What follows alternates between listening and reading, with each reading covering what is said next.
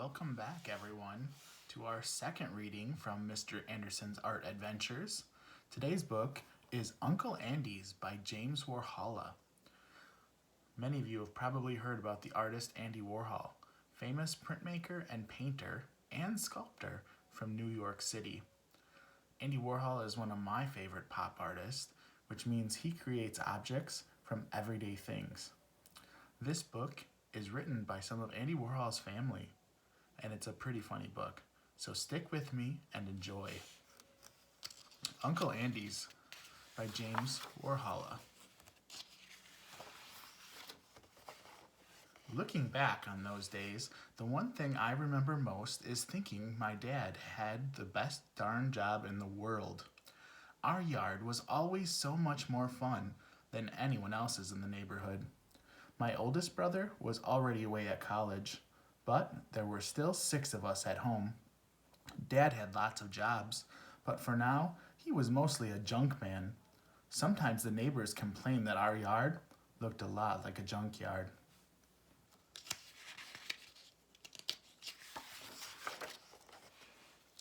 The real junkyard was about a mile away down a dirt road. It was up a really steep hill. It had everything: old cars, old pop machines, old airplane engines even.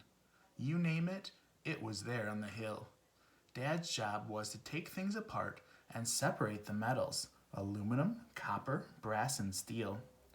When there was enough, he loaded up the truck and the hauler and took it to the junkyard.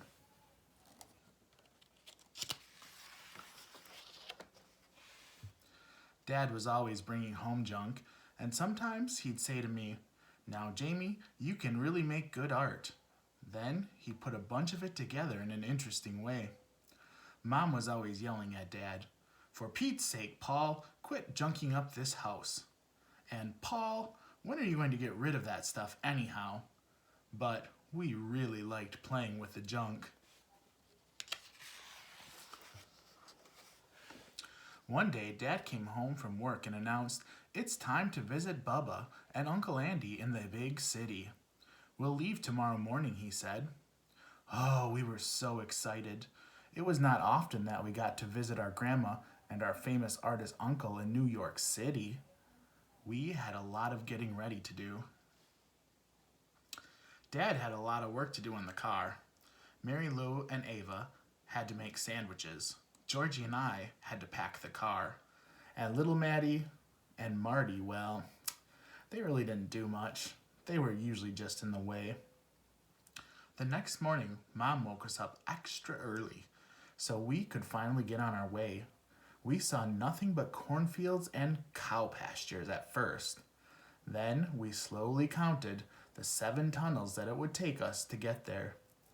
When we came out of the last tunnel, we all perked up.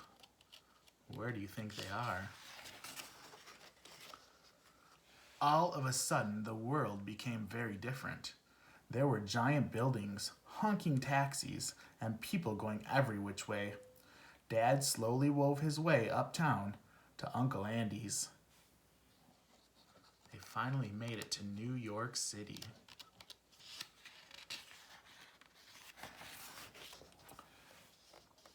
There we were, all 8 of us standing in front of a huge black door, ringing the bell. After a long wait, the door unlatched and slowly opened. Uncle Andy peered out for a minute and then let out a long, "Oh." Dad always thought it was best not to phone ahead so it would be a surprise. Well, it certainly worked. Uncle Andy was always very, very surprised to see us. He showed us in, and we made our way to the kitchen where our grandmother was.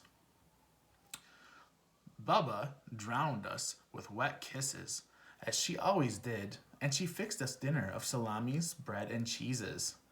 Soon, all the chattering and eating came to an end, and it was time for sleep. Uncle Andy showed us our makeshift beds. I slept on the top floor on a propped-up old door covered with cushions. In the morning, I noticed that it was surrounded by towers of soup boxes. I thought Uncle Andy and Bubba sure ate a lot of soup. But that wasn't it at all. Uncle Andy didn't buy those boxes. He built them out of wood and painted each one. They were art and really important too, because Uncle Andy told us not to touch any of it.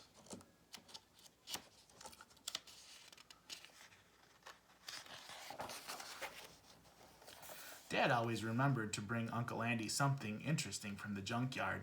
This time it was a giant magnet with a bunch of bolts stuck to it. Uncle Andy peered over his glasses as it real carefully, and after a pause he said, "Oh, gee, wow." Then we knew he really liked it. He decided that it should go right by the front door. Uncle Andy had 25 cats, and their names were all Sam. They were always hiding in the house, and that was just like a giant amusement park. It was perfect to play hide and go seek and racing. It wasn't long before the 6 of us were flying up and down the stairs and through all of the rooms like a band of wild monkeys. That looks like a pretty fun place to run. Uncle Andy thought everything was art in some way or another. That's why his house was so fantastic. Each of the rooms were filled to the brim with all sorts of neat things.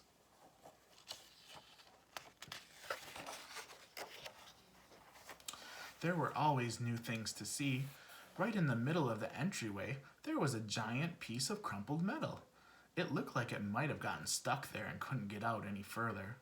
Uncle Andy explained to us, "Oh, that piece is fabulous. Piece of art by a famous artist." We were impressed. Dad had a lot of that junk back home. Uncle Andy was always making art. He loved watching him paint in his studio. He made regular stuff like soup cans, pop bottles, and money look like real art. Mary Lou and Ava just loved his giant pictures of Elvis Presley. Mom, always aware of unnecessary clutter, asked, "Gee, Andy, when are you going to get rid of some of this stuff?" Uncle Andy, startled, said, "Oh, no, this is art. It's going to be worth a lot of money." Well, Mom didn't really understand art.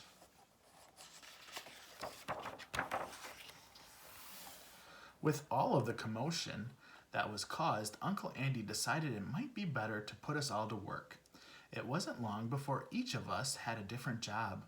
He knew I liked to do art, and he let me help him with his giant paint-by-number sailboat painting.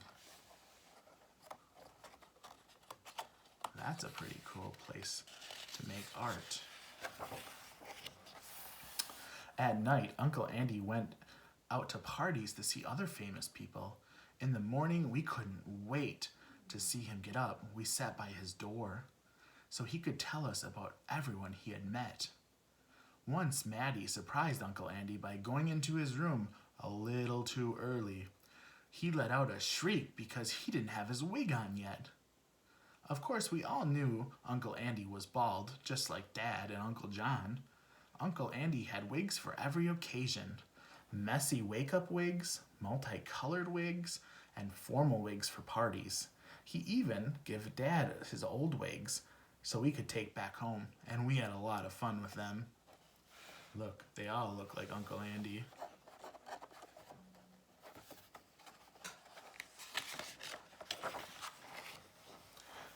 Each day there was a chance to see something new.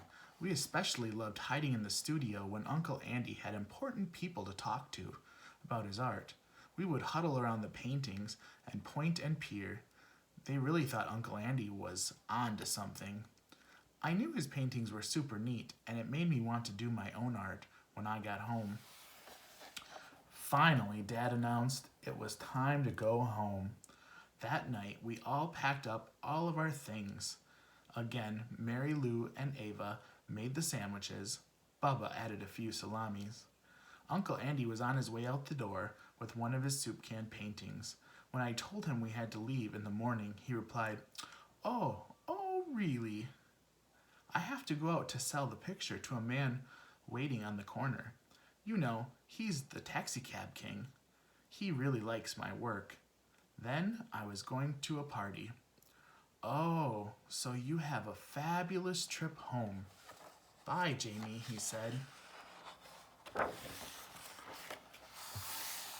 In the corner of my bedroom, I made an art studio of my own, and although Mom fretted and fused as usual over the mess, as she always did, she didn't make me clean it up. She even woke me up early on Saturdays to drive me to art class. You know, I think Mom's finally understanding what art is all about. And here's a picture of Uncle Andy with James and Mary Lou. He was a pretty neat person. I hope you enjoyed the book. Now I'm going to show you a new medium called printmaking, and I hope you enjoy it.